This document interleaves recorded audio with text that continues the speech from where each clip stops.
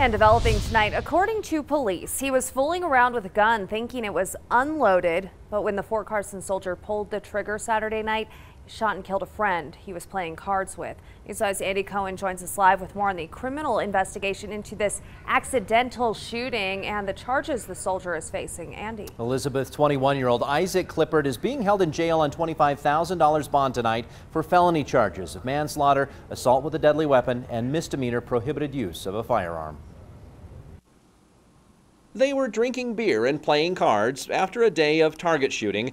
The guns had all been cleaned. One of them, a Glock handgun, was laying on the table next to Isaac Clippert. He picked it up, racked the slide, pointed it at the victim, and pulled the trigger.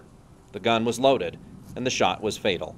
Gun owner Brandon Rock told detectives, quote, for no reason other than being young, dumb, and in the military, that they often play jokes on each other.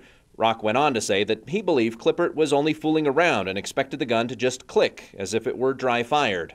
We would just like to remind citizens that to practice good firearm safety, that these type of accidents are preventable.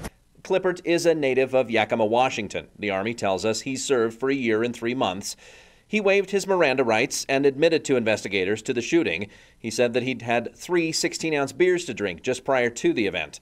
The sheriff's office says that this tragedy shows us that guns and alcohol are not a good mix. In this case, alcohol was a factor, and so that is something that, to keep in mind that, when somebody has been drinking and then they start playing with a gun, they might make decisions that they normally wouldn't make.